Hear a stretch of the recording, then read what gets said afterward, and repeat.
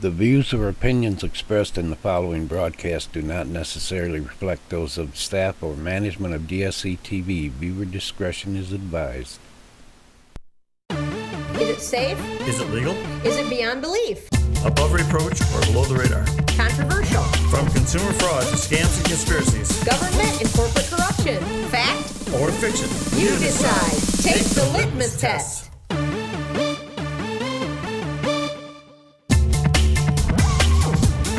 This little piece I want to do right now is designed to hopefully show you that, in fact, we can shut nuclear power plants down. It can be a long slog, it can be very discouraging, but it can be done. And it's done all the time. And it's going to continue to get done. The first thing I did out of college was learn how to knock on doors and ask people for money, to raise money for organizing work to, among other things, shut down nuclear power plants. The first door knocking I ever did as a young organizer was on Long Island in suburban New York. And I was talking about the Shoreham nuclear power plant. And people on Long Island revolted because they can't get people to work into New York City on time, much less evacuate 4 million people. And that was the hook.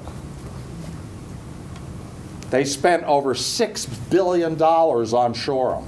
Ronald Reagan turned it on for low-level power testing for 3 weeks before Governor Mario Cuomo saw to it that the plant was shut down, and the state of New York bought it from the bankrupt utility for $1. Beautiful. I was a youngster, I was very idealistic, and I got a notch in my belt. I went, okay, this works. In 1982, I had to go to New Hampshire, where, of course, there were great people doing great things that inspired all of us at the Seabrook nuclear power plant, the Clamshell Alliance people. They had done incredible civil disobedience. There were supposed to be 2 units at Seabrook. They only got to finish 1. And number 2 didn't happen because they ran out of money. The utility, Public Service New Hampshire, went bankrupt. And I set up a door-to-door canvassing operation to fight construction work in progress, or QUIP, which would have made that financing possible. All right, I'm a youngster. I'll put another notch over here for Seabrook too. Then I came out here to the Midwest. I worked on Braidwood for a while in Chicago, and I can't put a notch in my belt for that one. But we'll get it, right, Dave? It's coming. I ended up in Indiana, and I was only supposed to be there for 3 weeks, and I ended up there for 25 years. And I had great experiences and great fun there. And the first reactor that went down there was known as Bailey. Bailey was supposed to be at the other end of the Indiana Dunes National Lakeshore. And they had problems because they were building a nuclear power plant on sand. Somebody should have said, you know, maybe we ought to rethink this sand thing. In any event, they canceled the plant and then tried to get ratepayers in Indiana to pay for it. And that's where my organization, the Citizens Action Coalition, sprang into action. We do a lot of work around money when we fight nuclear power plants. You know, there are a lot of issues, but the one that really matters to the people that own these plants is their money. And we saw to it, we went all the way, we were dragged all the way to the United States Supreme Court. And the Supreme Court rejected the utility's attempt to have to give back money that they illegally took from ratepayers for the hole in the ground that was Bailey. We set a precedent there that a plant has to be used and useful in the service of customers before you can make them pay for it. Little Bailey notch there. Meanwhile, at the other end of Indiana, the largest utility in the state was building a plant called Marble Hill down on the Ohio River. Marble Hill bankrupted the largest utility in the state of Indiana. They spent $2.8 billion trying to build the plant. And they had to get a law change in Indiana. They had to get the law changed so they could charge for construction work in progress, which is familiar here in Michigan too, isn't it? If I think back to it, Midland. Yeah, your Michigan train wreck for nuclear construction. But anyway, we went door to door and we defeated proposals to change the law in Indiana and allow for construction work in progress 4 times. That caused the company to cancel the plant. That was the largest financial cancellation of a nuclear power project in American history. And then we spent over 14 years making sure that ratepayers in Indiana didn't have to pay for it. So with Bailey and Marble Hill out of the way, we said, well, you know, what other nuclear facilities can we deal with here in Indiana? And of course, Cook comes to mind. And we spent a lot of time on Cook because there are a lot of proceedings regarding Cook before the Indiana Utility Regulatory Commission. And my organization, my former organization, spent a lot of time in court over the years on Cook. And it was great back, I could say this, back, you know, just before the turn of the century. We're in a proceeding around D.C. Cook over some safety systems that apparently hadn't been operating for like 8 years. Oops. And some of the executives at D.C. Cook actually, on the advice of their lawyers, didn't feel that they should tell in a deposition what they knew about those safety systems for fear that it might incriminate them. That was a nice settlement. But Cook is still running, and we have a lot of work to do there. So there. I'm just kind of rattling this off, and Kevin talked about some of the other cancellations that have happened this year, but you know, I'm just trying to make the point that these things really do get turned off and shut down, and that citizens and organizing play a huge, if not instrumental role in making that happen. And I can really say that now with some, you know, some real zeal because of this monstrosity. In 2002, the Vermont utilities, and there aren't that many large utilities in Vermont, Green Mountain Power and Central Vermont Public Service, and some other smaller shareholder organizations or utilities, owned Vermont Yankee for almost 30 years. Much like Consumer Energy and lots of other investor-owned utilities in the mid-'90s and late '90s, deregulation, electric deregulation craze in this country, decided, and I just read this the other day on the Consumers Energy website, you know, how great it is to take the liability of a nuclear power plant, especially an aging one, off their balance sheets and sell it to somebody else. That's exactly what they did. It was a fire sale. They unloaded all of these nuclear power plants and said, great, we don't have to deal with it anymore. We may buy the power from it, but we don't have to deal with it anymore. In 2002, Entergy bought the Vermont Yankee Nuclear Power Plant for $138 million. They cut a deal with the state of Vermont. They signed a memorandum of understanding. And they said all the wonderful things that they were going to do and all the wonderful things that they would never do, like sue the state or claim that the state didn't have jurisdiction over them.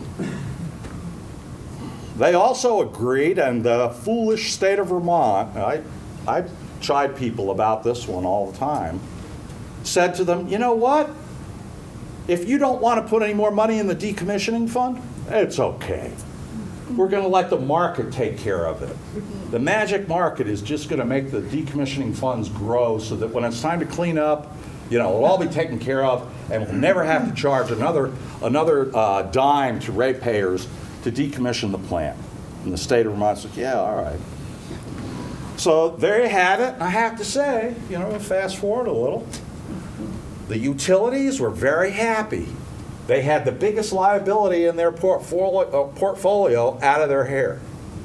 And the people from Entergy were being very nice. They were making electricity, and the state was buying it, and everybody was happy. Now, I hope I can work this right. Everybody was happy, right? Hope I can do this. And then one day, let me go back.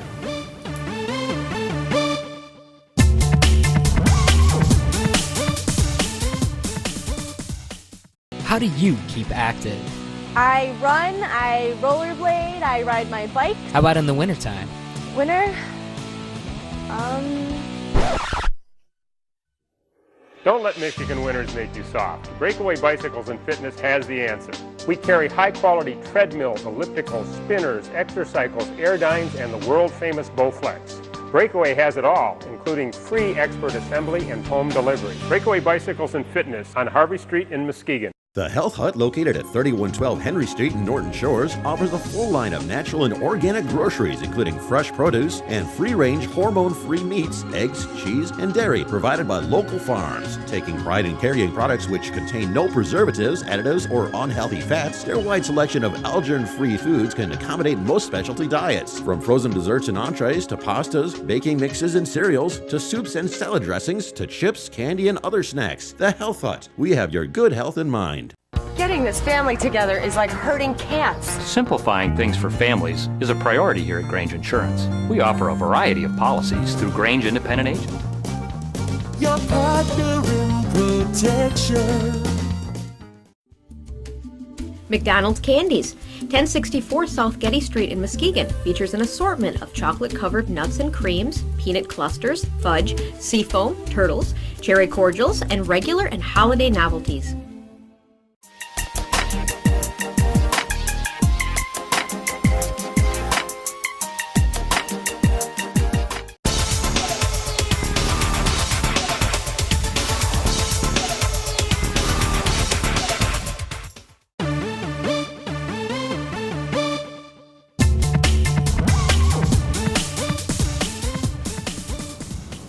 See? Here are the cooling towers. Not your beautiful, just your regular old, there's a name for them, industrial cooling towers. So one day in the summer, it was a nice summer day, this happened. We call it the cooling tower collapse.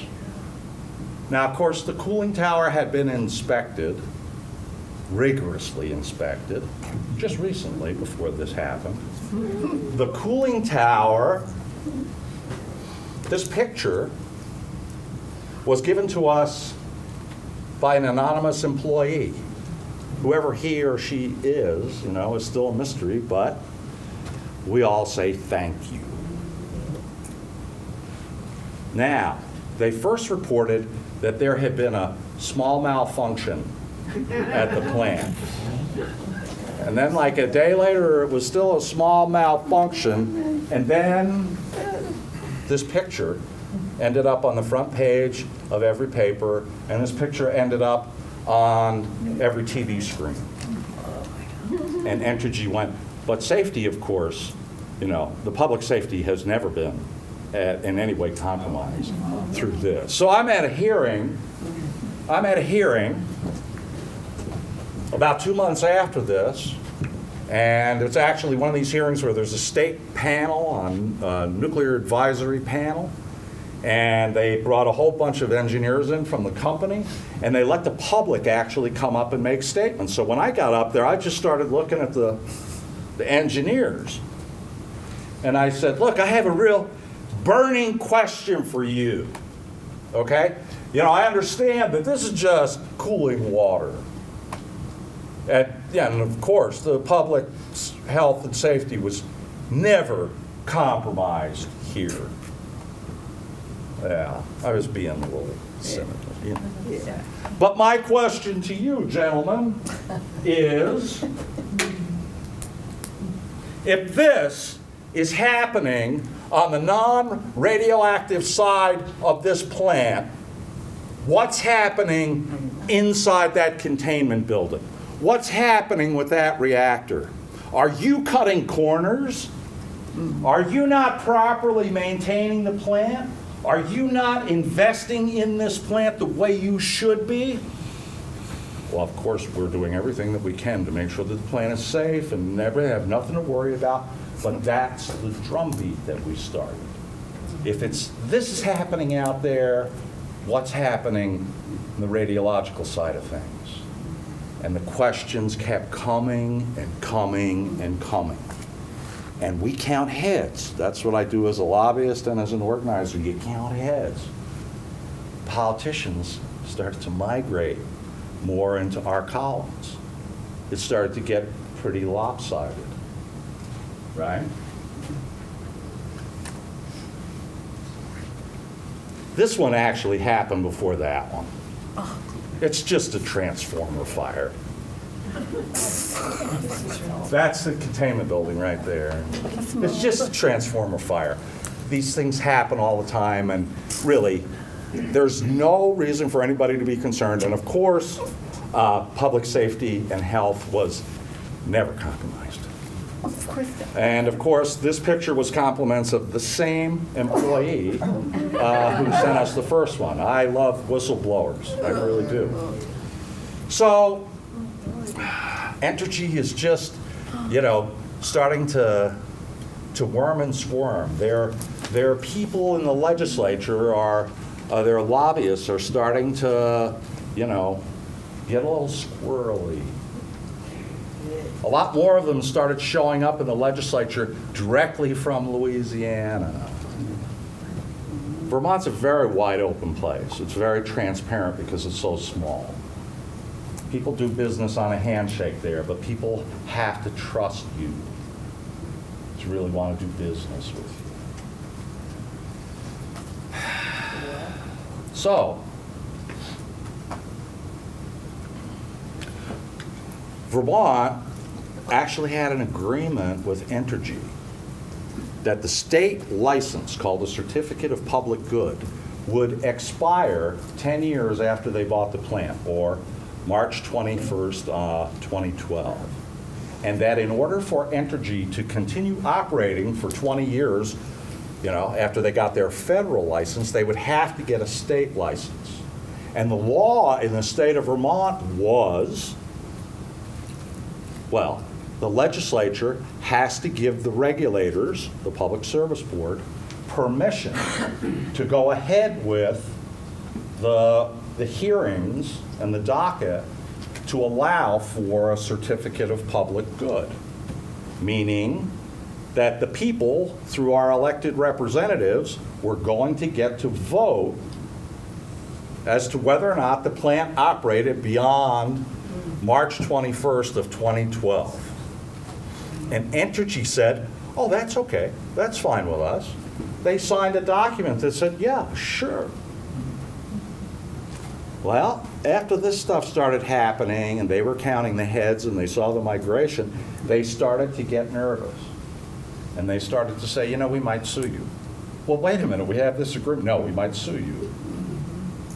You're going to sue the state of Vermont. Vermont is like, the AG, the Attorney General's office in Vermont is like a mid-sized commercial law firm in Peoria. It's not like this gargantuan, organ of government. It's a small operation. And Entergy is an $11 billion a year corporation. So as we approached the vote in the legislature, Entergy was in a hearing around that certificate of public good, and one of the parties questioned an Entergy witness and said, listen, we're trying to figure out just how much it might cost to decommission the plant. You know, we're trying to plan into the future. We just want to get a sense of it. So, to your knowledge, are there any underground pipes that carry radioactive material? And Entergy's response was, well, no, not to our knowledge. Not to our knowledge. There aren't any pipes. No, there are no underground pipes carrying radioactive material. No, not to our knowledge. And the attorney said, are you sure? Yes, to my knowledge, there are none. Subsequently, the question was asked again in the proceeding by a different attorney. It was asked from the bench by one of the Public Service Board members. Are you sure? Are you sure that this vintage, boiling water, GE Mark I boiling water reactor doesn't have any underground pipes to carry radioactive material? Yes, to the best of our knowledge.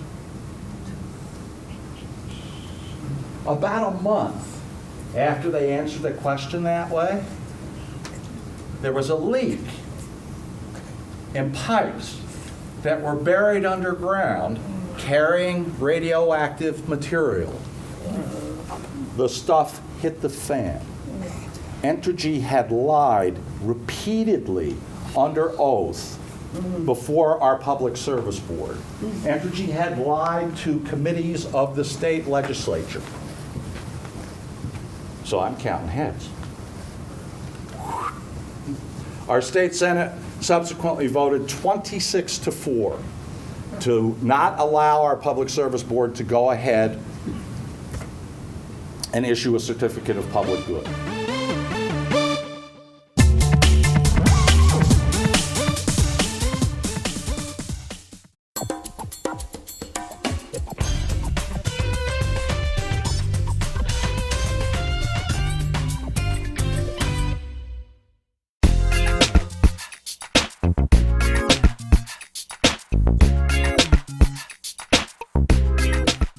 Why Not Embroidery, located at 200 Holton Road in North Muskegon, specializing in custom embroidery and screen printing for schools, churches, corporate and fundraising events, family reunions, whatever the need or occasion. Featuring Lake Michigan unsalted apparel, Why Not offers sweatshirts, t-shirts, athletic and corporate wear, towels, backpacks, baby items, and graduation gifts. They also do window decals and signed vinyl. Why Not Embroidery, 231-744-8849. 813, exit 15, and we're clear. 01 Armitage at the gas station, stand by a second. Alright, 10-4. Fair representation at a reasonable price. Sean P. Davis, PLC, 1065 Peck Street, Muskegon, Michigan, www.seanpdavisplc.com.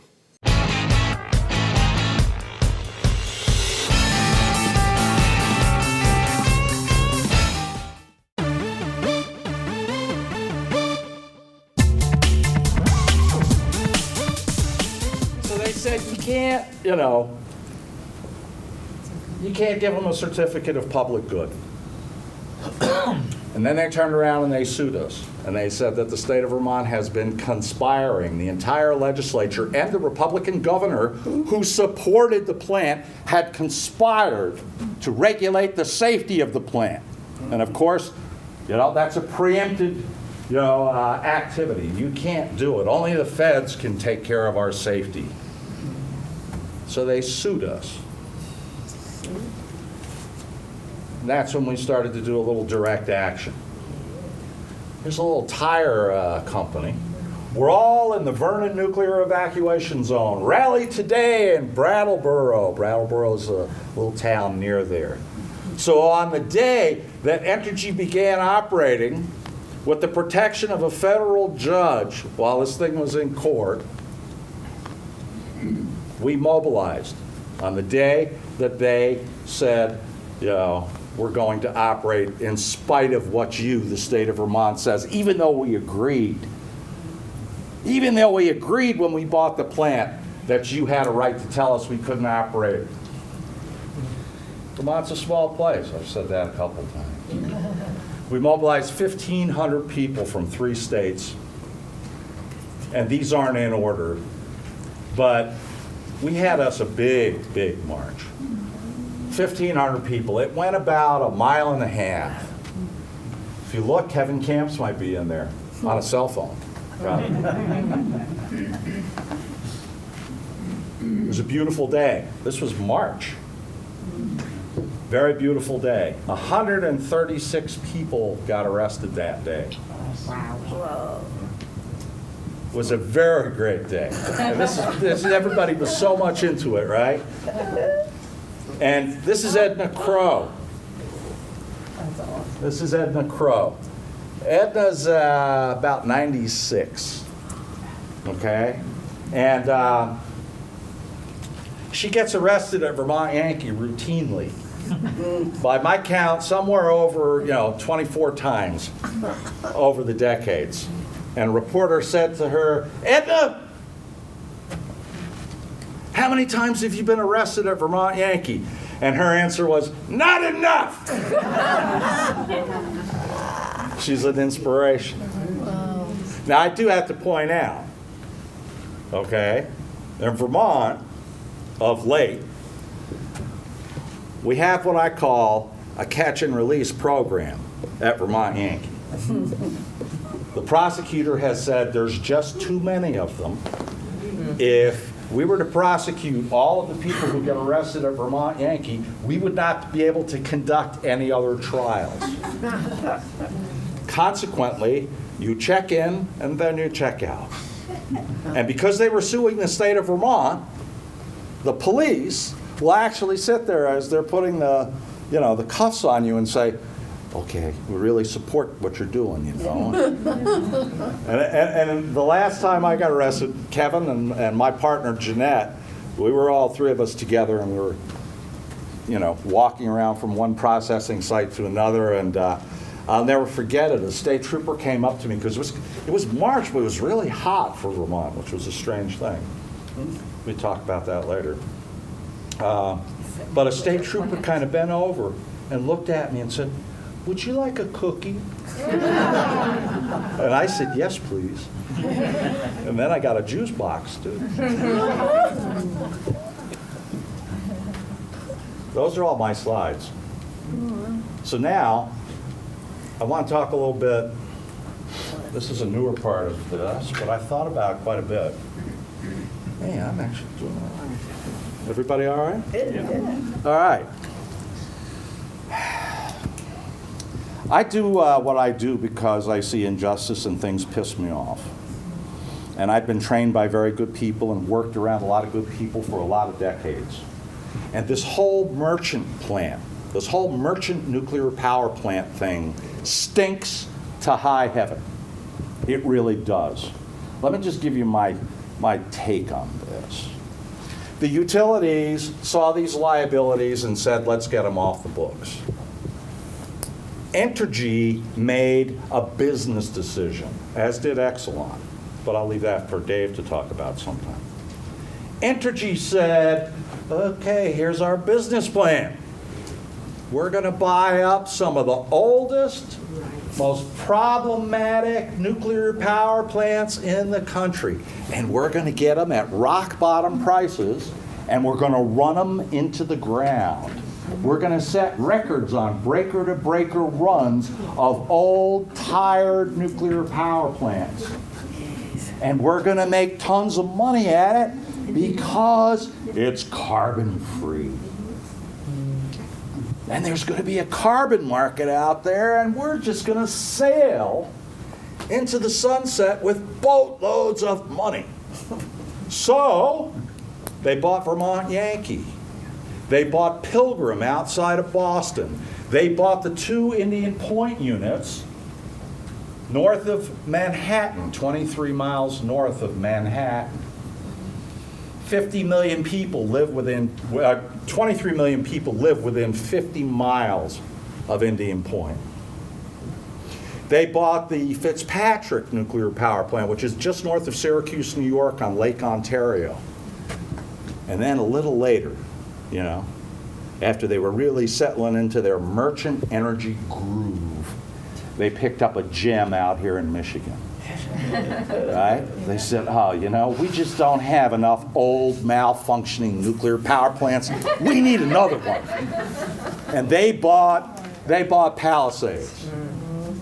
And I sat and watched these guys, and one thing I learned in all my time in the great Hoosier State as a consumer advocate, and I said it earlier, you can point out all kinds of stuff about safety and this and that, but if you really want to nail these people, you've got to mess with their money, because that's what they care about.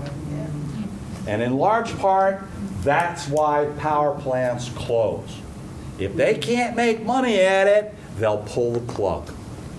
That parade that I showed you of all those people, I had to make a speech before that to fire everybody up. And I talked about Vermont Yankee and how, hey, listen, these guys have to replace the condenser on this old jalopy. The condenser's going to cost $150 million.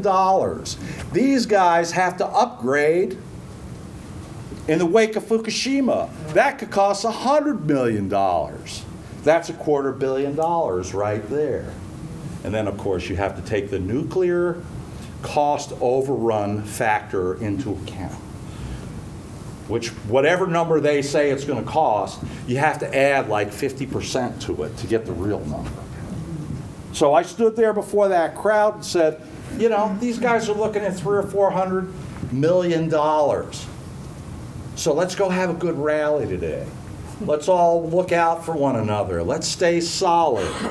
Let's behave ourselves, but let's do the right thing. And you know what?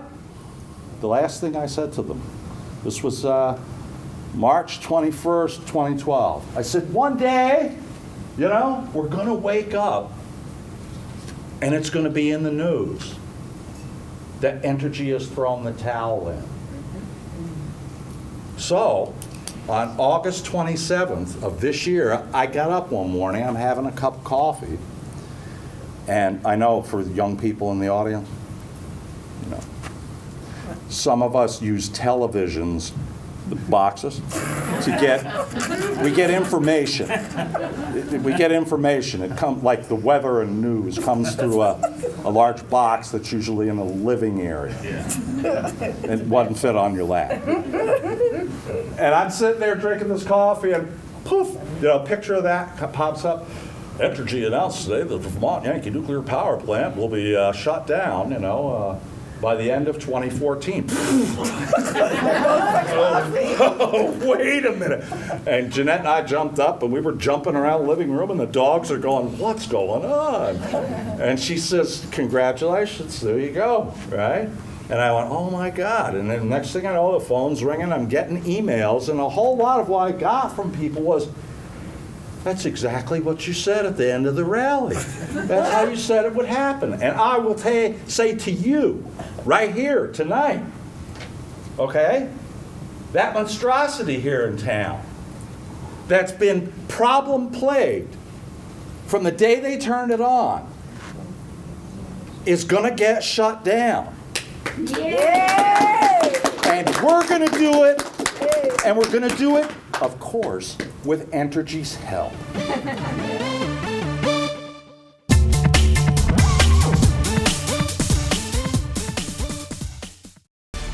At Classic Computer, we buy, sell, and service both laptops as well as PCs. We can special order parts or upgrade your existing computer. Anything from hard drives to DVD burners, from Ethernet cables and memory to the latest in PCs and laptops. We're Classic Computer, sales and service. For more information, call 231-773-5957. Barnes Hardware, family-owned and operated business located at 7170 East Apple Avenue in Muskegon. Featuring a wide variety of hunting and fishing gear with a full-service archery repair shop, plumbing and electrical supplies. From chainsaw repair to pet food, Barnes Hardware is your one-stop shop.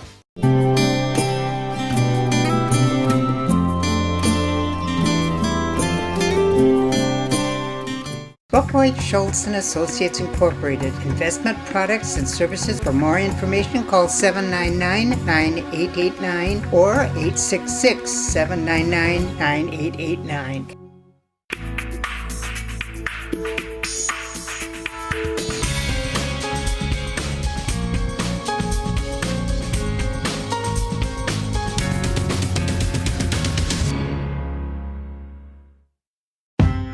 The best part of being from Wisconsin? We've got the best cheese. You're only going to make as good a cheese as the quality of milk you get from your farmers. This is world-class cheese right here. Nice little sharpness to it. Very good. I like that. This is Culver's new 3-cheese butter burger. Midwest raised beef topped with real Wisconsin cheddar, Swiss, and American, all in a lightly buttered, toasted bun. Welcome to delicious.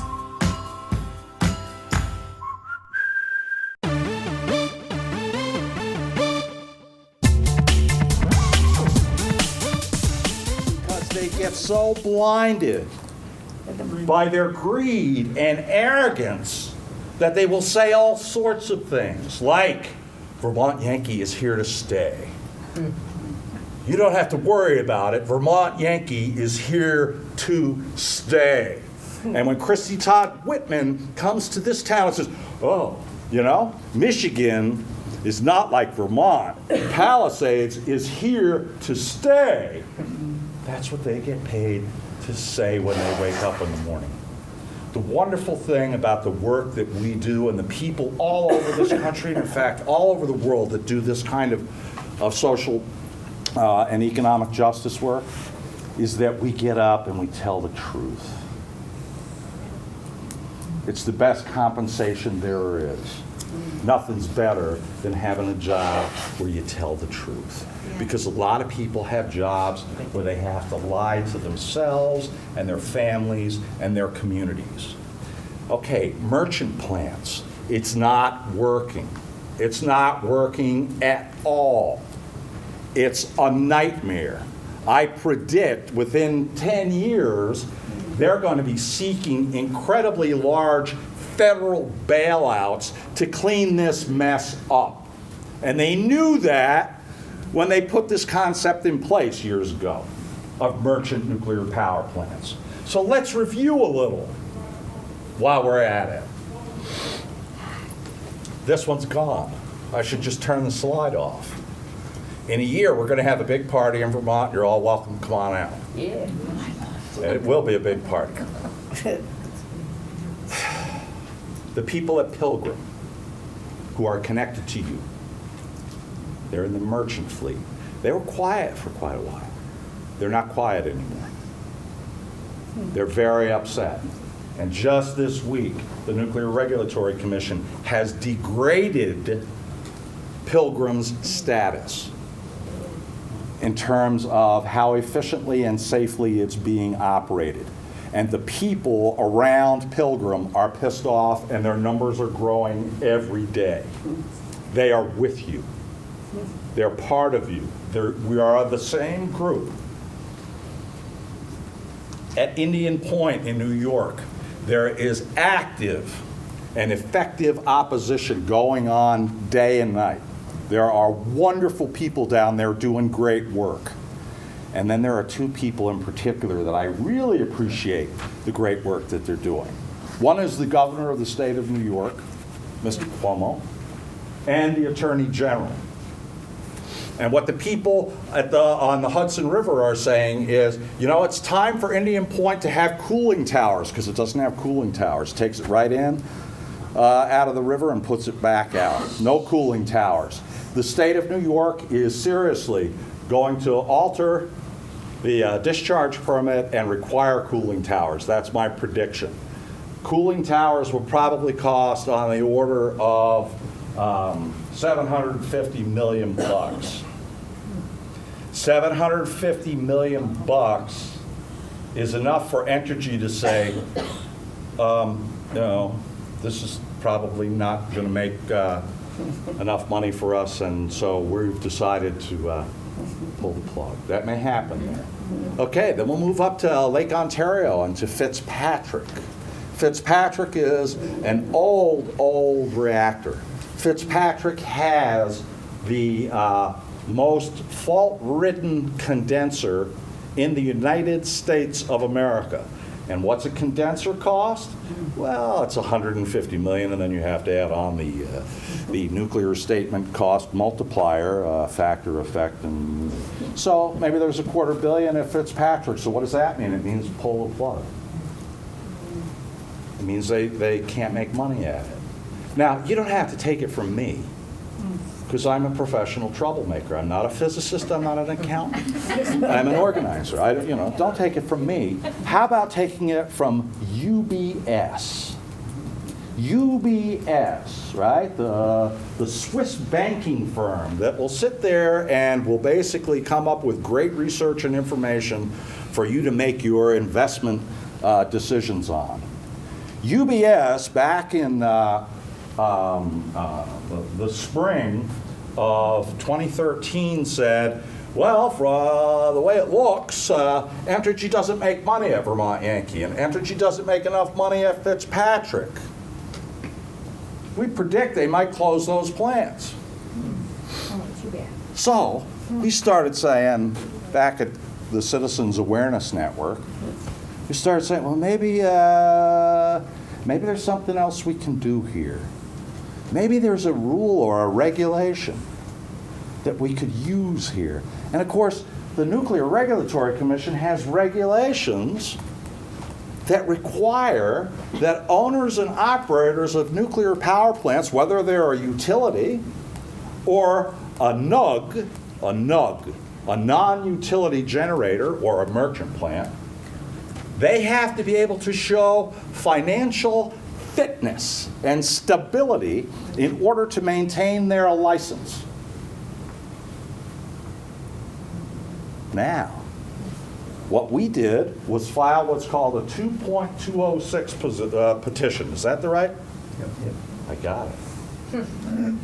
And what we did in that petition, and we're joined by groups all over the place, as well as Beyond Nuclear, we're asking the Nuclear Regulatory Commission to go and basically audit Entergy and find out if Entergy has the financial wherewithal to properly operate its merchant fleet.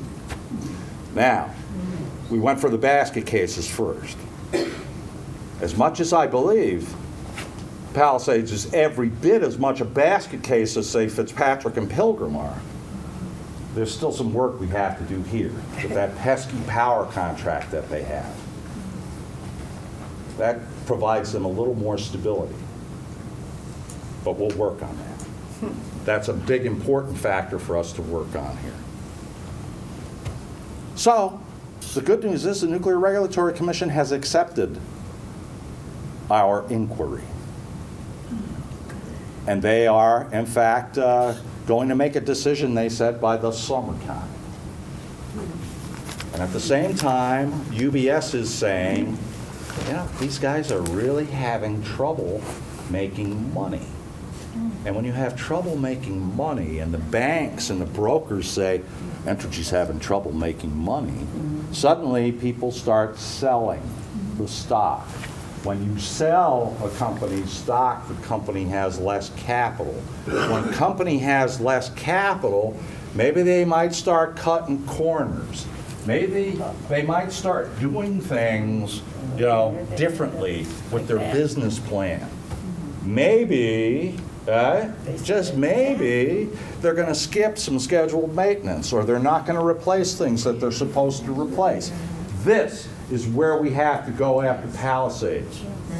This is where we have to bring Palisades on board with your brethren plants and the Entergy merchant fleet. Because you know better than I do, Palisades has a lot of problems. Probably a lot more problems than some of the others. But they had that power contract. And I have to honestly say to you, I have just begun researching the power contract. And I understand it's 15 years. And you're already in 6. Does that sound right? So that's a steep that's a steep curve we got to deal with, but we will deal with it. Well, I want to know, and maybe somebody in the audience knows, or somebody will go out and get the answers. Is there a trigger of any sort or a crack that we can wiggle into in that power contract? Are there any requirements that say, for instance, if the wholesale price of power drops this far below what that locked-in price is with the contract, does the contract have, is there an opportunity to renegotiate it? Is there an opportunity for the regulators to look at it again?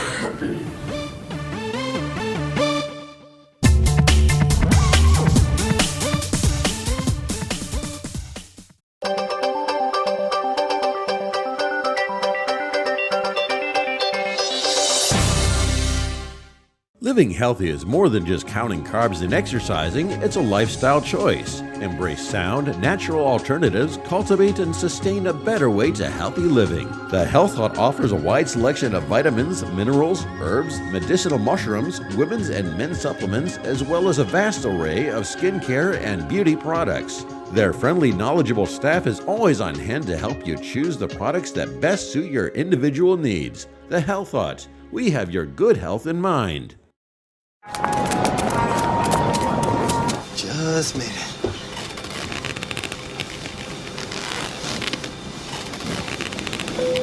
Hi, folks. Looks like we're going to be here at least 15 minutes.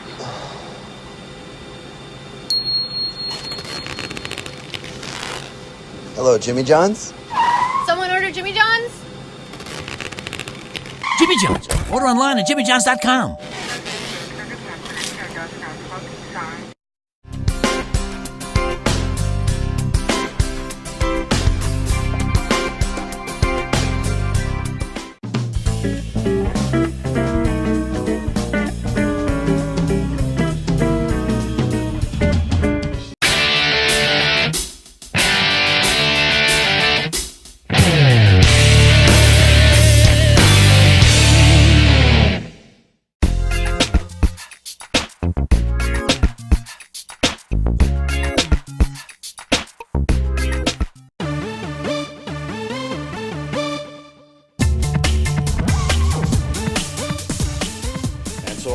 I would put it out to you that we have to reach out to people who have spent time before your utility regulators and get those answers for yourselves. Find out where the chink is that we can, chink in the armor is that we can exploit.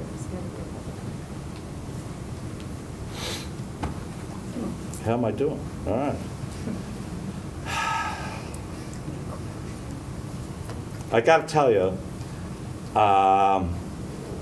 last month, I got an invitation out of the blue to go to Germany and be part of a study tour sponsored by the German government to be exposed to politicians and bureaucrats over there that are conducting what they call their energy transformation. And I said, free trip to Germany? All right, I'm in. Okay. They brought 16 of us from different parts of the country and different political stripes, and I'm the token kind of leftist, you know, anti-nuclear kind of person. But they dragged us all around. It was very intense. We went to the Chancellery, where it's the equivalent of the West Wing, you know, Angela Merkel's place. And we went to this ministry and that ministry, and we went to this Potsdam Institute and all the rest of it. And you know, we learned all about what the Germans are up to. And it was great, because back here you'll hear, oh, you know, this plan that the Germans have to transform their energy economy into 100% renewables is ridiculous. It's failing. It's causing more emissions. It's blah, blah, blah. You know, it's what, I read this stuff on Fox News. So. Right. So we're sitting there with all these bigwigs. And they said, if you have questions, you know, go ahead. And they would always say, after Fukushima, when we made the decision to close all 22 nuclear power plants in the country, we then decided that we would have to accelerate our energy transformation. They have what they call a German monster word for it that I can't pronounce. And they would say this all the time, and they go, due to security reasons, we made the decision to close all 22 nuclear power plants. And they kept saying, security reasons, security reasons. And I went, wait a minute, I have a question. In the U.S., when we talk about security at nuclear power plants, we're kind of talking about terrorism, you know? Is that what you're talking about? No. We're talking about the safety of the plants and the well-being of our communities. I said, I get it.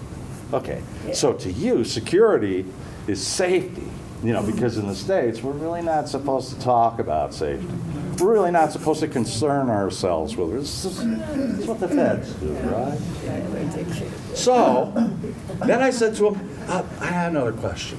This was at the federal chancellery. These were like Angela Merkel's right-hand people, right? I said, you know, you always say that, you know, I've heard it all over the place now, that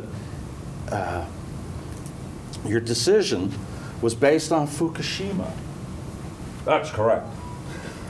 I said, well, you know, did your proximity to Chernobyl also inform your decision? Absolutely. Absolutely. And I'm writing all this down. So when I come back to the States, right, after hearing these Germans, here's the other thing they said.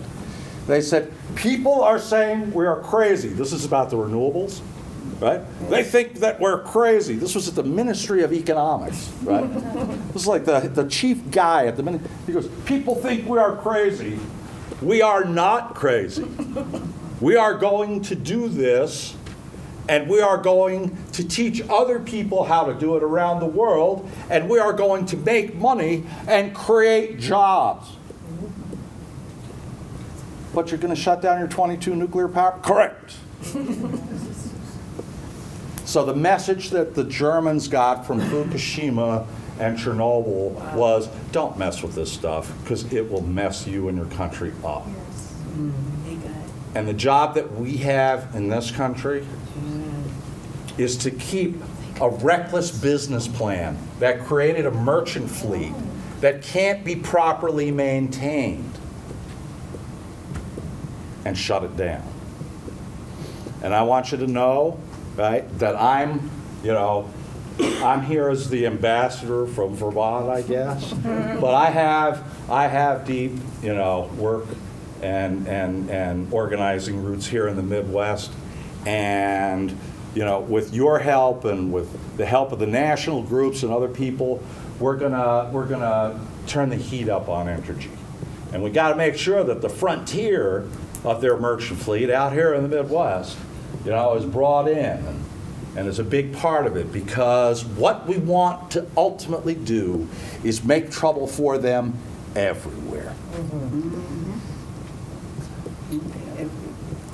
So there can be no slack time in Michigan. You have a lot of work to do. Not that you haven't been doing a lot of work. We're going to turn up the heat here. And we're going to be celebrating our victories together over and over again in the coming years. Just this last year, let's just take that moment and I'll wrap up with it. The Kewaunee nuclear power plant. Sorry to see it go, right across the lake. Just kind of fell down. I don't know who was, just somebody woke up and said, turn it off. Was it,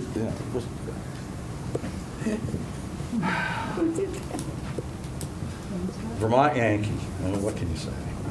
It's going down. I haven't turned it off yet, but it's going down. Crystal River in Florida.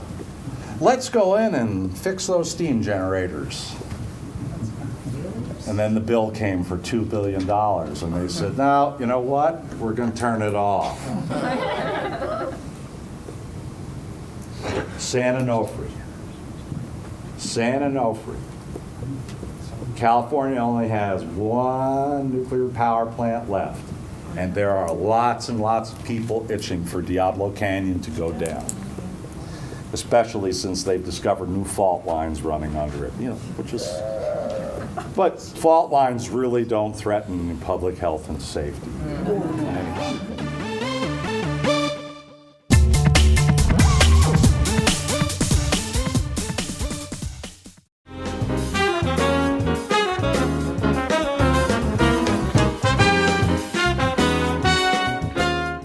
Michigan's only International Ground Source Heat Pump Association's accredited installer, Assured Comfort Heating and Cooling has been a family-owned business for 17 years.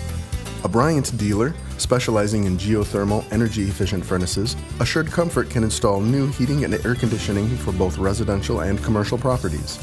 They can upgrade your existing system, provide you with a service maintenance contract, whatever it takes. At Assured Comfort Heating and Cooling, it's all about value. While proudly serving his country for 27 years as a United States veteran, attorney Al Swanson has spent the last 14 years serving his community. Specializing in criminal defense, civil litigation, veterans affairs, and family law. From divorce and custody issues, abuse and neglect, to private adoptions. Attorney Al Swanson, giving the same commitment and dedication to his clients that he gave to his country. To set up a consultation, you can call 231-733-0833.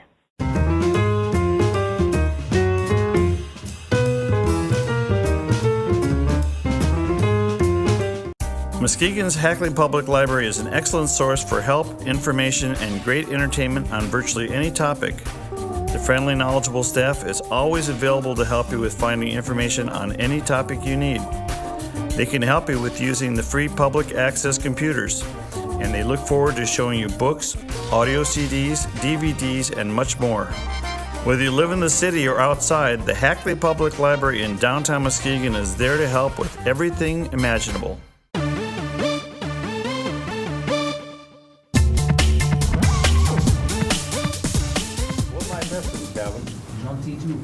Huh? Gentil too. He says gentil. I kind of say gentilly. Okay? But about a year ago, a little over a year ago, I live about 65 miles from Montreal. And, in Canada, they got one reactor sitting out in New Brunswick. They got, how many of them sitting in Ontario? 20. And then they had one left in Quebec called Gentilly, or what do you call it? Gentil. Gentil. And I got this, this email saying, come celebrate the closure of Gentil 2. And it was the day after the largest recorded snowfall in history in the city of Montreal. And so I got in my car and I drove up because it's about 80 miles away. And of course, after this cataclysmic snowstorm, what did I find? The Canadians were just basically doing their thing. Everybody was kind of walking on the snow and the cars were moving and there was no panic. There was, Canadians doing their thing. And it was cold and windy, and about 50 of us got together in a park, and then we marched right down St. Catherine Street, the main drag, and went to another park and had speeches, and then we went and had a great party because Quebec is now nuclear free. And I was the American ambassador. I had my Close Vermont Yankee sign with me.